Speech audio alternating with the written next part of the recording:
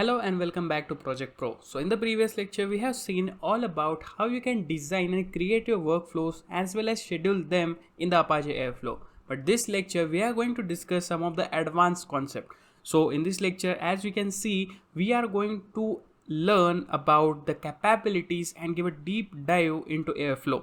And we will see like what are the concept of the SubDAGs as well as the TriggerDAGRuns, which is like used for handling repetitive tasks and the operations in Airflow. As well as we will explore like the art of data sharing with the XCom, master conditional flow, as well as the branching for the dynamic workflows. As well as we will see how to harness the full potential of the Airflow using the variables and the configurations, and discuss some of the secrets to manage like the connections as well as safeguarding the sensitive information, because that is like one of the most important steps you need to do in the data engineering projects. Okay, so now let's start with the SubDAGs concept. So let's say if you have like this type of workflow where, as you can see in the section 1, task 1, so these are like the 5 tasks which are like the depending task for the next task, which is like some other task. So let's say if this some other task which is in the middle is like checking the files, and these all 5 tasks are doing one thing only, which is like downloading those files. So these all tasks are downloading some files from some data source. It could be like a PostgreSQL, it could be like an API, or it could be like on the cloud, whatever it is. So these tasks are kind of repetitive tasks. So you can group these tasks together. And also on the other end, like these tasks are processing all those files. So to simplify this DAG, you have to group those repetitive tasks together, which is like a capability of the subtask. So that the last figure will be like from the start, you will be having a single task which is like a group of this downloading files task. The next task will check those files, and if the certain criteria meet, then only it will go to the next task which like processes those files, and that will be the end of your workflow. So to do that, you need the SubDAGs capability to able to group those repetitive tasks together. So let's see how we can implement that. Okay, so let's get started with the SubDAGs now. So what I have done here is in the DAGs folder, I have created a new file which is like a group_dag.py, and here I have defined one DAG for you which will replicate whatever we have seen earlier, like having the same repetitive task of downloading a file. Then we have the check files task which checks those all files, and then the next task will be like processing those files, and those are also will be a duplicate task for each file. So what I have done is I have replicated that. As you can see in this DAG, we have the name as group DAG, which is like a unique identifier of your DAG having the start date as similar. So if you haven't seen the last lecture, I have explained how you can create your own workflow using Python. Just you need to pip install this Airflow package, and then you will be good to go. You just have to import those DAG, and then you can create it using this technique. This is pretty simple. So as you can see, we got like the download A, download B, C, having all different task IDs. As you can see, we have download A, B, C, similar to those variables, and we have the only one check files which checks those files, and we have like the transform files. So if you see, this is how we have the sequence. So this is like the dependencies, and this is like the dependencies of each task. So we have grouped like A, B, C, then we have the check files, and we have the transform files. So let's save this file, and you have to make sure that your Docker's desktop is up and running and you have the instance of Airflow in a healthy condition. So all you have to do is you have to go into favorite browser and go to localhost 8080. So I have done here, we have the localhost 8080, which is the home page of the Airflow UI. Here we have already created an admin password. So just give the user ID and password there, just sign into that, and since you have already saved that file, your DAG will be here only. So if you search this up, you'll be having like group_DAG. So as you can see, we got the group_DAG. So if you go into there and see the graph ones, so there you go.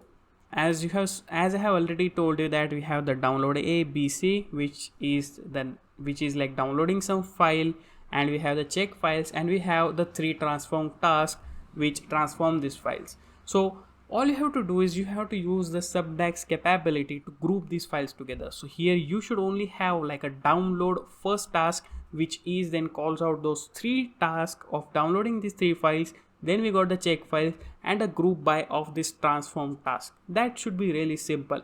Let me show you how to do that. Okay, so once you go into your VS Code, all you have to do is click on this DAGs and you have to create a new folder named as SubDAG. So I'll just create a new folder and call it as SubDAGs. And in SubDAGs, you have to create a new file, and the file would be like the SubDAG underscore downloads.py. There you go. So you got the Python file, and let's start working on that.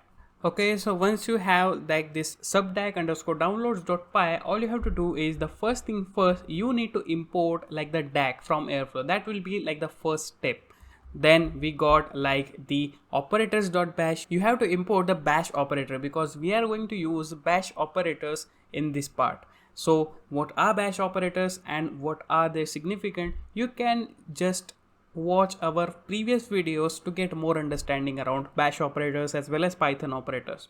So the next step would be like you have to define the subdag downloads function, which will have like the parent DAG ID, then we got the child DAG ID, and we have all the arguments. So some of the arguments should be similar. Like we have like the task ID, start date, schedule interval, as well as the catch up. So this should be similar because it may create an issue. So like after that, the next step would be like you have to define like our DAG. So for defining a DAG, what we are going to give is like the parent ID dot child DAG ID. So this will be like the combination of your task ID. And after that, you have like the start date. So the start date, we are going to define it as a arguments, and we are going to pass those as an argument from the start date.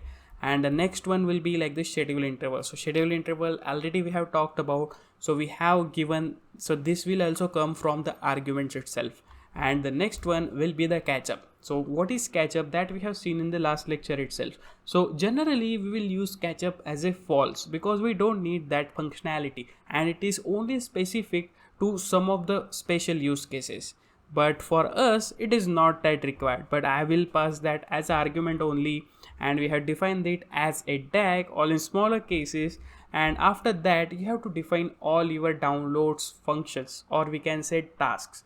So here we have the download A, which is like the task ID should be like the download A. Then also we have like the download B, and similarly we have the download C.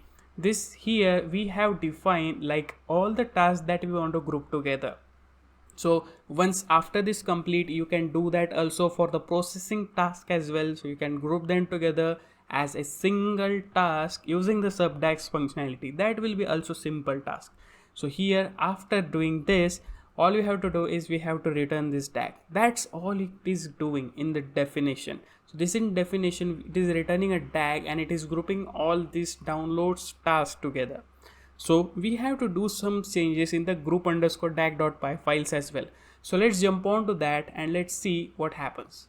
Okay, so as you can see, this is how our group dag.py files look like, but we need to do some changes and import and call out our function which is in the subdag downloads. So here to do that, the first thing first, we need to import like the subdag operator. So this is very important. You have to import like a subdag operator which will give us the functionality of grouping all those tasks together and call out that function which is present in the subdag underscore downloads.py file. So here we are importing that using the airflow.operators.subdag, and on the next line we have to also import our subdag underscore downloads. So that function we are importing from our file which is present in the subdags folder that we have created. So the next step would be like you have to give the arguments which that function requires. So arguments, we will give it as it is. So in the start date, we are going to give like the dag.start date here. So this will be like similar to our group DAG. So the next one will be like the schedule interval. So schedule interval, let's do that similar to this. So here the schedule interval is like daily. So our arguments will be daily for our subtask as well.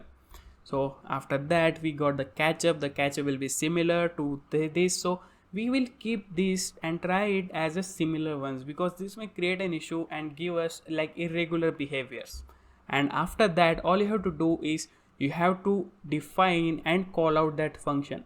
So here we have defined it as a download. So downloads will be like your task ID. So when you go ahead and see refresh the page after this, you will not see this download underscore A, B, C. We are going to remove them at last, and you will only see these downloads, which is like grouping of all these download A, B, and C, which you have defined in the subdag underscore downloads.py. So the next step would be we gotta call out our subdag operator here. So subdag operator function will have some arguments. So the first argument would be like the task ID. So the task ID, what we are going to do is will be the downloads. So downloads will be the task ID, which will be displayed in the graph view as well. So this will be like a unique identifier for that task. And after that we got the subdag. So subdag we have to define. So subdag will be like the subdag downloads, which is the function present in the subdag underscore downloads.py, and we got to pass out some arguments. So the first one will be the tag ID. So tag ID we will pass it from the similar kind of way. So tag ID will be that, the downloads will be similar to the task ID, and we got the arguments. So all the arguments we have provided over there. And in here we just have to replace all those list of download A, B, and C with the downloads. That is all you have to do. And once you save this and refresh the page, you will be having like the complete grouped downloads in your graph view. And also we forgot one thing, we need to delete all this download by A, B, and C. So I'll simply do that and just save this. That's all you have to do. So once you refresh the page, you will end up like this. So you got the downloads, check files, as well as all the transforms. So you can do similar kind of stuff for transforms as well. So that will be like the assignment for you. You just have to use the similar functionality and create another file, or maybe define a new function for the transform as well. So you can do that in the same file as well. It is pretty straightforward process and will be similar as the downloads only. So here, as you can see, we got the downloads, check files, and transform A, B, C. So let's re-trigger this and let's see what happens. So once you trigger the DAG, let's wait for it to complete. So as you can see, it is like triggering the job. So you can refresh it. So download is completed. So what we can do is how to access all those download A, B, and C. So you just have to go into that and zoom into the subtags. So you just click on that, and in here, if you go into the graph, you will end up with all our group tasks, which is like A, B, and C. So this functionality is very helpful, and it is not like creating unnecessary tasks. You can use this functionality of the subtask to group those tasks together and like simplify your DAG workflow. And this is like very beneficial in the complex data world, because in the real world you will be having like a complex DAGs which will be like very difficult to understand. So subdags will be there for you. So we know that subdags are like pretty helpful for grouping your tasks together, but this is not like a very simple way. You have to define a function and do all that arguments and stuff. So let's have some simple thing like a task groups. So you can do the same functionality, and due to this, subdags are like deprecated since Airflow 2.2. So to use that functionality, you don't need the subdag operator here. So you can just simply remove this subdag operator here, and you don't also need this in the downloads. So you gotta remove this in the downloads, and you have to call a function.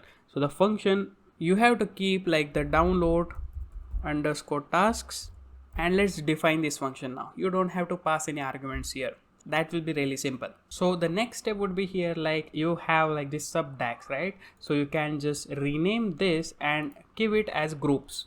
So we have this groups name here, and in the group we have the subdag underscore downloads. Instead of subdags, you can give it and rename it as the group underscore downloads .py.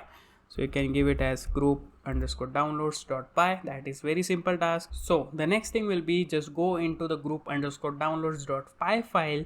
So here we have to just rename it to download underscore task. So we have like download underscore tasks. So that will be the first step. The function name will be different, and we don't need any arguments. That will be really simple. So since we don't have any arguments, just you need to instantiate, so you can remove all this stuff. So once you remove all this stuff, you have to make another import here. So the import will be like airflow.utils.taskgroups. You just have to import the task group. So just import task group. And once you import the task group, you have to instantiate that. So to do that, all you have to do is using the with task group, you gotta pass some arguments, and those will be really simple. The first one will be the downloads. So downloads will be your task ID, as well as we got the tooltip. So tooltip you have to provide. So I'll explain you what is that. So just don't worry about it. So the tooltips will be download task. So this is like, you can say it as a comment, and in here we have to just give it as group. That's all you have to do. So you just have to go into a group underscore tag and necessary import. So we don't have this subdag underscore download, so you can just remove that, and instead of that you have to give like from groups dot group underscore downloads, you just have to import like the download underscore task. So download underscore task, we have already instantiated it and call it as a downloads, and that only we are passing it as a downloads task. And in downloads, as you can see, we got all our tasks, download A, B and C, and we are just returning that tag. That is pretty simple. So all you have to do is you have to save these both files and go navigate to your Airflow, and you can just go back one step, and since we have this DAG, we of download check files ABC, and if you go into the graph, as you can see, we got all this. So we got like this downloads, download A, B and C task, which is like tied to this. So this is how you can group this task together using the task group, because SubDAGs was helpful, but defining this task groups is pretty straightforward task, and it will like save you a lot of time because it is pretty simple process and you can do that easily. So you can do the same thing for transforms as well, and let me know in the comments if you are facing some difficulties using this. Okay, so now let's talk about the XCom, which is like a data sharing native functionality of the Airflow.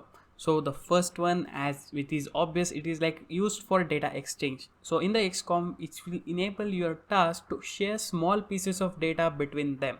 So let's say if you have a one task for listing the file names as well as one task for downloading those files, then to push the data to exchange this information between these two tasks, you will be having some intermediate tool.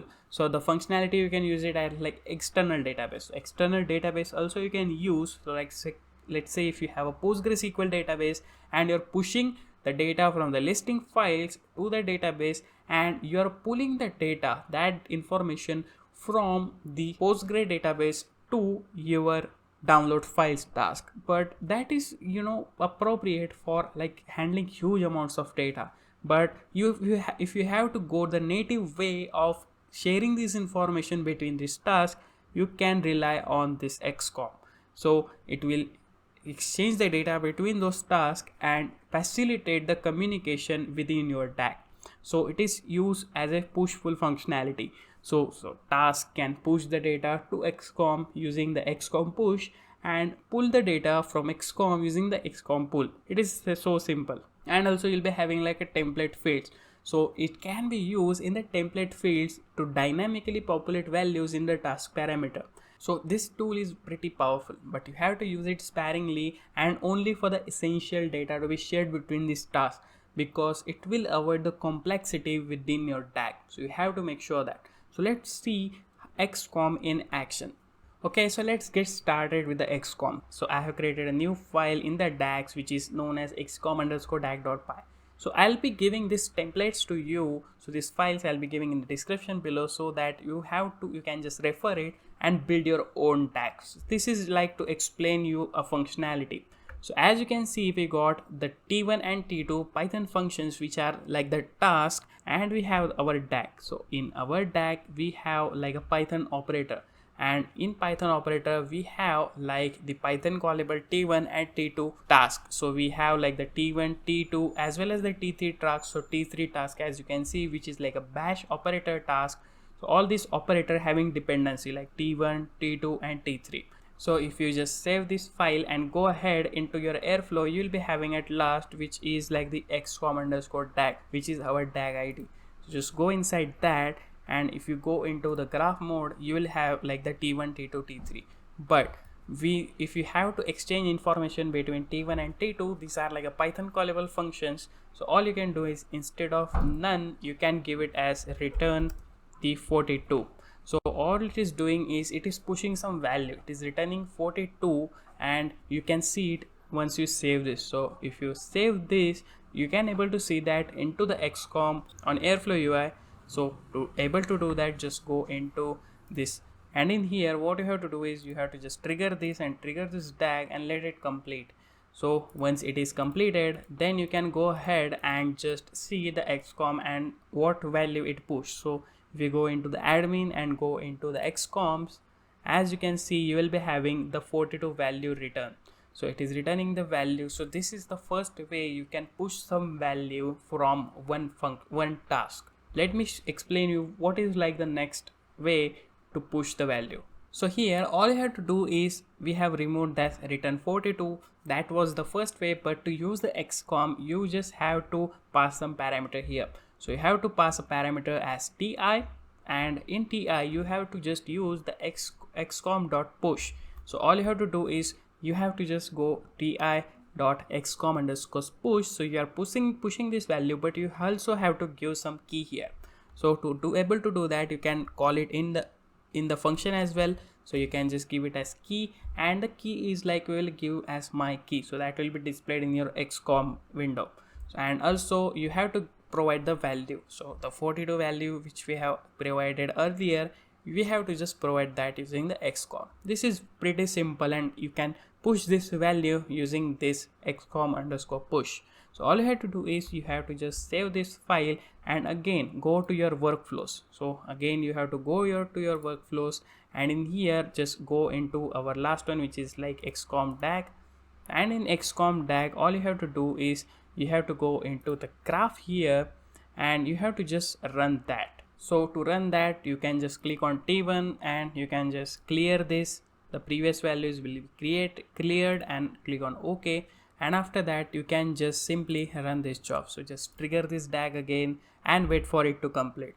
So once you just complete this, okay, so this T1, T2, T3 are completed, you can go into the admin and go into your XCOM.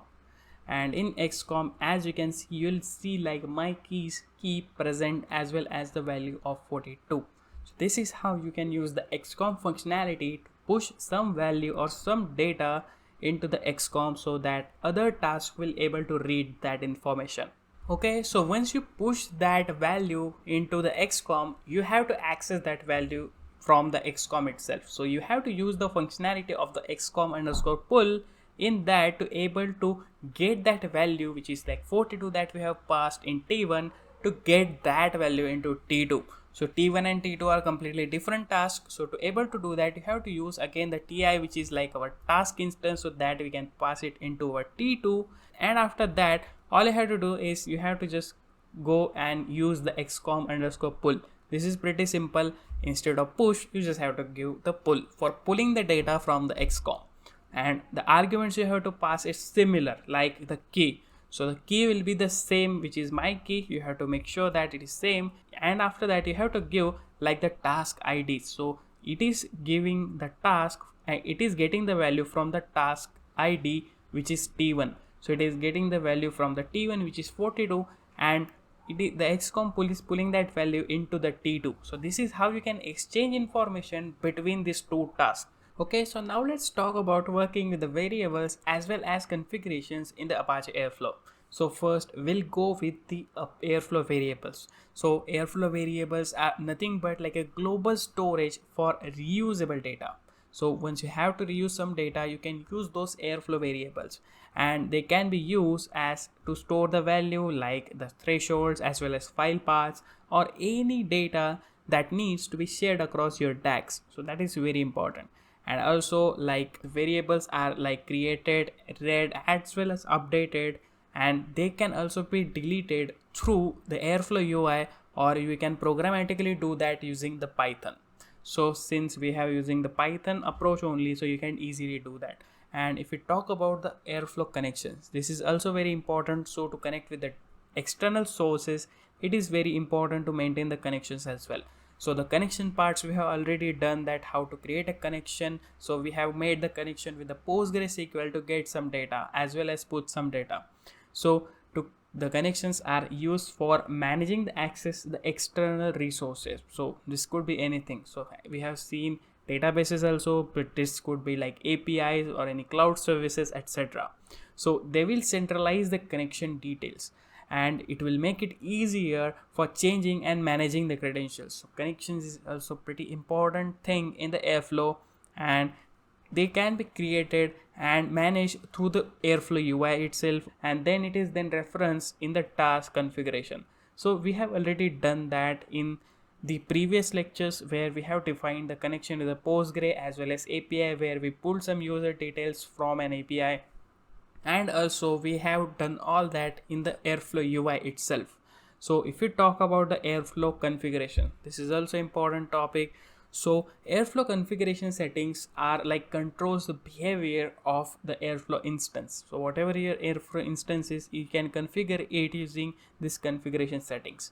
So this like settings are stored in the airflow.cfg file, which can be modified to tailor your needs. So your specific needs can be fulfilled by tweaking up this airflow.cfg file. And also this common configuration will change, which includes like settings related to task parallelism as well as login and the email notification. If you want to send any emails of notifying your DAG and the run, then you can do that as well. And if we talk about like the environment variables, like so this can be used in for configuring the Airflow, and especially for plagiarism sensitive information like the passwords as well as the API keys. So these environment variables are pretty important. So if we talk about any Hadoop ecosystem, this environment variables will also help us maintaining some secret keys as well as the credentials and the API keys, so that it would be like mask values. And if we talk about like best practices in configuration and the variables in Airflow, so you have to document the variables as well as the configuration. That is also pretty vital step of designing the Airflow and DAG in your data engineering project. So this will enhance like the collaboration as well as the maintenance activity. So once your DAG and you have multiple DAGs and you got increasing ecosystem in your team, so this will also help. And you have to follow the security best practices as well, and you have to deal with the sensitive data and both in the variables and connections. So you have to maintain these passwords, API keys very carefully, because that could lead to potential issues. And if you have to, and you also have to regularly review and update your configurations and update for optimizing your Airflow setup for efficiency as well as the reliability. So that is also a very vital step of working with the variables as well as the configurations. Okay, so now let's talk about how to manage connections and secrets in the Apache Airflow. So the first thing you have to do is you have to secure your connections. So what it does, that you have to just create like secure connections in the Airflow for external resources. So as I have already told you, this could be databases as well as the cloud services. That is very important. And this connections stores the sensitive credentials.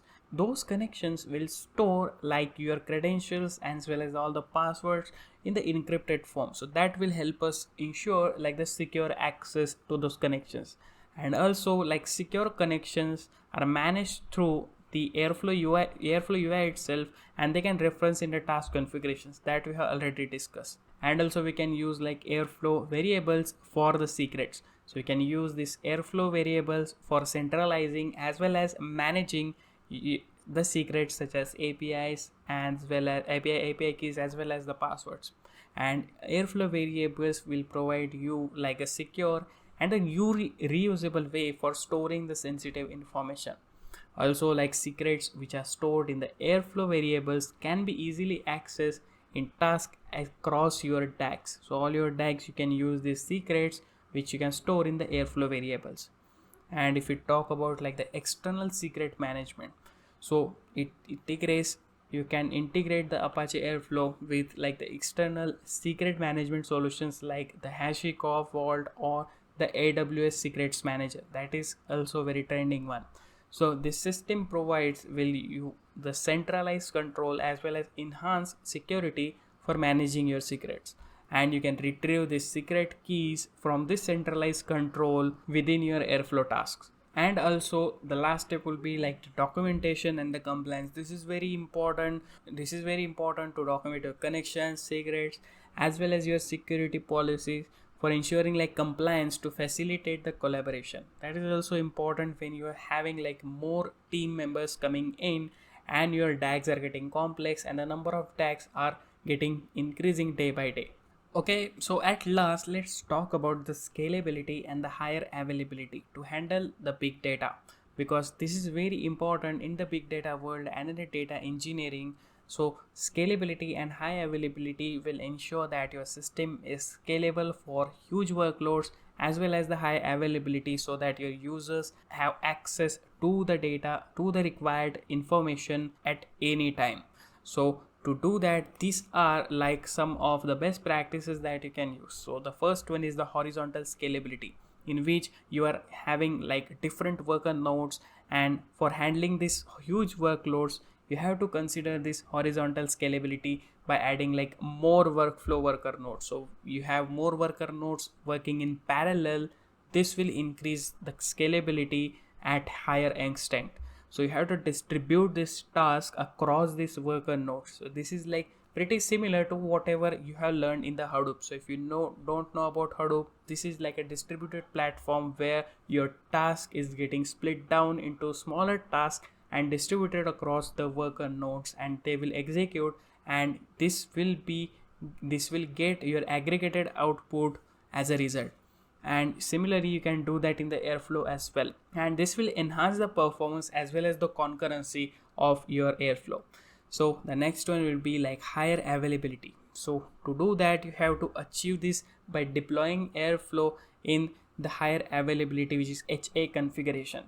So you have to use tools like Celery executors as well as the Dask or Kubernetes for setting up a resilient cluster with the redundant components. So this will ensure the higher availability of your Airflow. The next one will be like the database scaling. So to ensure that the database backend can handle the increased load by scaling it vertically or else horizontally, whatever which is suitable for your use case. And the higher availability and high availability for this database is very crucial for preventing any bottleneck and the data loss. So to maintain this, database scaling is also very important. And also you have to make sure that you have proper resource management in place, so the efficiency manages the resources which are like CPU as well as memory on the worker nodes for optimizing the performance. And you have to monitor the resources utilizations as well as you have to adjust the worker configurations according to your use case. That is also pretty important task. And if you talk about like the load balancing, you have to implement the load balancing so that the servers and the schedulers for evenly distribute your load across the cluster. So you have different load balancer like the Apache HTTP servers, which can help you ensure like the smooth traffic distribution across your cluster. And you have to again focus on the monitoring and the alerts, which we are going to see in the next lecture. That is also important task. And you should be having like automatic failure to maintain the data and to handle the node failures pretty gracefully. And we also talked about earlier, which is like containerization as well as the orchestration. So you have to consider the containerization that we have done in this tutorial. We are using containerization only using the Docker, and you have to orchestrate it using the Kubernetes. That is very important because this will simplify your deployment and scaling processes, and you can confidently deploy that on any environment. That is pretty important. So that is like the best thing for Docker, and you have to do the testing as well as the benchmarking. That is also important. So you have to regularly test and benchmark your Airflow setup to identify like performance bottleneck as well as some areas for process improvement.